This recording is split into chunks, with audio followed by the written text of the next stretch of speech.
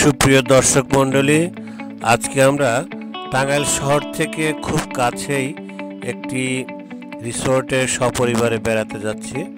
এটি টাঙ্গাইল থেকে 5 কিলোমিটার গিয়ে ভাতকুড়া মোড়, সেখান থেকে পূর্ব দিকে যেতে হয়।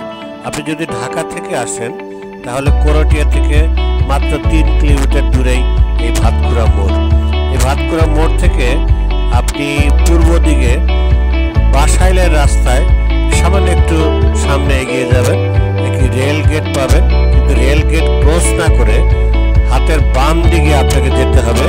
ডাব নজরের দিকে যে রাস্তাটি গেছে, এই রাস্তা দিয়ে আপনি একটু এগিয়ে গেলেই মাত্র 2 কিলোমিটার দূরেই ডাব নজরে খুব সুন্দর একটি রিসোর্ট। এই রিসোর্টের গেট পেরিয়ে আপনি ভিতরে ঢুকে যাবেন।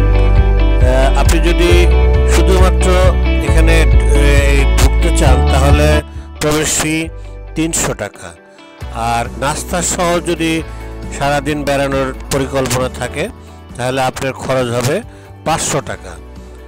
আপনার এখানে রাতে থাকারও সুন্দর বন্দোবস্ত আছে। ছুটির দিনে দুজনের থাকার জন্য 3 বেলা খাওয়া সহ খরচ 8,500 টাকা, আর ছুটির দিনের বাইরে দুজনের জন্য 3 বেলা খাওয়া সহ খরচ হচ্ছে 7,500 টাকা। আপনি যখন সামনে দিয়ে এভাবে এগিয়ে যাবেন মনে হবে যে বনের মধ্যে দিয়ে ঢুকে যাচ্ছেন।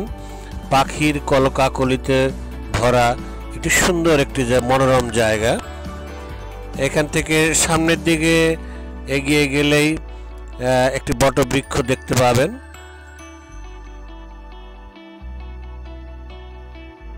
আর হাতের বাম দিকে যদি একটু এগিয়ে যান তাহলে সুন্দর একটি রাস্তা, বন বনানীতে ভরা। এই রাস্তা দিয়ে যদি আপনি এগিয়ে যান তাহলে সামনেই দেখতে পাবেন সুন্দর একটা পুকুর। আমরা এই পুকুরের ঘাটে চলে এসেছি, শান বাঁধানো ঘাট, সামনে বিশাল পুকুর। এই পুকুরে আপনি অপূর্ব দৃশ্য উপভোগ করতে পারবেন।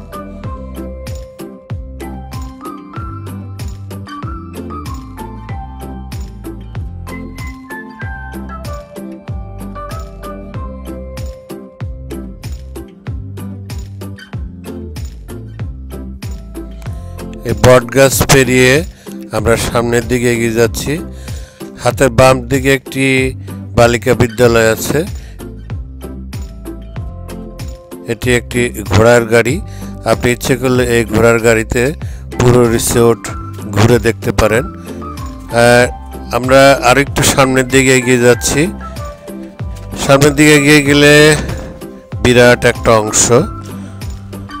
এই রাস্তা দিয়ে এগিয়ে গেলে হাতের বাম দিকে একটি খোলা জায়গা, এখানে সুন্দর বসার ব্যবস্থা আছে, বিভিন্ন আউটডোর গেমসের ব্যবস্থা করা যায়।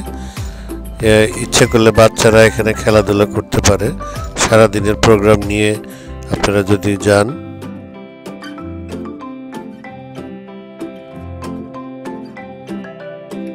এখানে 2টি ভবন আছে। সামনে যে ভবনটি দেখতে পাচ্ছেন এটি একটি রেস্টুরেন্ট, আর পাশের ভবনটি আবাসিক, এখানে থাকার ব্যবস্থা আছে। এটি আবাসিক ভবন। আমরা এখন আবাসিক ভবনে প্রবেশ করছি। নিচতলায় বেশ খোলামেলা পরিবেশ। এখানে বিভিন্ন ধরনের সুযোগ সুবিধা আছে, যেমন জিমনেশিয়াম, স্পা, কনফারেন্স রুম এবং থাকার জায়গা 2 তলা এবং 3 তলায়। এই রিসেপশনে গেলেই আপনি সব ধরনের ইনফরমেশন পাবেন। পরিবেশ অত্যন্ত চমৎকার, পরিষ্কার পরিচ্ছন্ন, পাখির কলকাকলিতে ভরা। আপনাকে মনেই হবে না যে আপনি একটি রিসোর্টে অবস্থান করছেন, মনে হবে যে প্রাকৃতিক পরিবেশে, গ্রাম্য পরিবেশে এখানে অবস্থান করছেন। এই সিঁড়ি দিয়ে 2 তলা এবং 3 তলায় ওঠা যায়। যেখানে থাকার ব্যবস্থা আছে।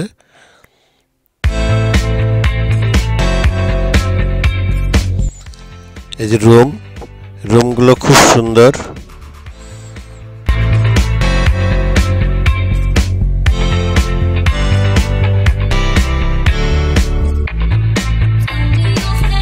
এই যে দ্বিতীয় যে ভবনটি দেখতে পাচ্ছেন, এটা রেস্টুরেন্ট ভবন। রেস্টুরেন্টে সব ধরনের খাবার ব্যবস্থাও আছে, বাংলাদেশি খাবার, Indian food, Chinese food, Thai food, প্রায় সব ধরনের খাবার ব্যবস্থাই আছে এবং খাবারের মানও যথেষ্ট ভালো। আপনাকে এখানে খেতে হলে আগে অর্ডার দিতে হবে, কজন খাবেন, কোন বেলায় কতজন খাবেন। কিন্তু যারা এখানে আবাসিক ভবনে অবস্থান করবে তাদের জন্য মেনুর কথা বলে দিলে আগে থেকে এখানে খাবার রেডি করে রাখা হয়।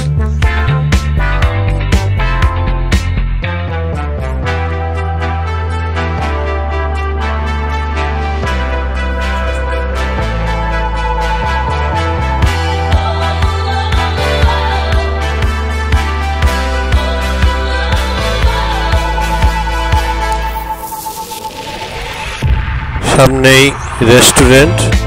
এই রেস্টুরেন্টে দুটি অংশ আছে, একসাথে প্রায় 50 থেকে 60 জন লোক খেতে পারে। পাশের যে দৃশ্য আপনারা দেখতে পাচ্ছেন, এটি যে ওয়াটার গার্ডেন নামের সার্থকতা আছে। এখানে গ্রামীণ পরিবেশে শাপলা, জলাশয়, তার পাশেই বিভিন্ন ধরনের ফুল গাছ দেখতে পাচ্ছেন আপনারা।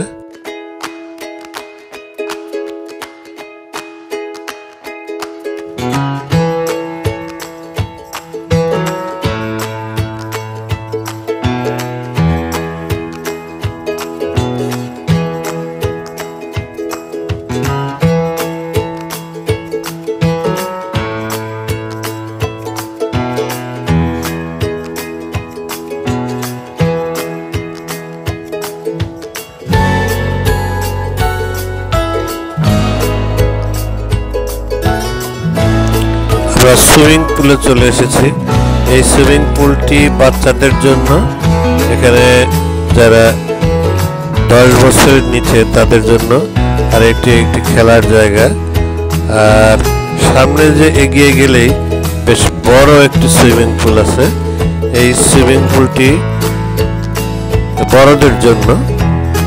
সুইমিং পুলটি যারা এখানে থাকার জন্য আবাসিক ভবনে যারা থাকবেন কেবলমাত্র তারাই ব্যবহার করতে পারবেন।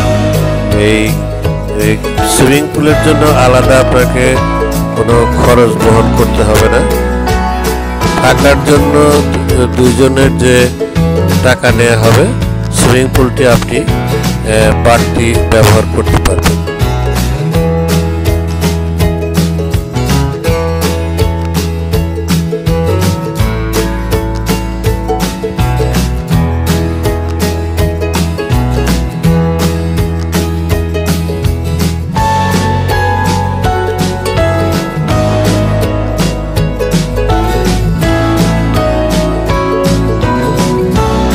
আমার ভিডিওটি পছন্দ হলে অনুগ্রহপূর্বক আপনারা সাবস্ক্রাইব করবেন এবং বেল বাটনটিতে চাপ দিবেন এবং লাইক করতে ভুল করবেন না, তা যাতে ভবিষ্যতে আমি আরও ভিডিও আপলোড করতে পারি।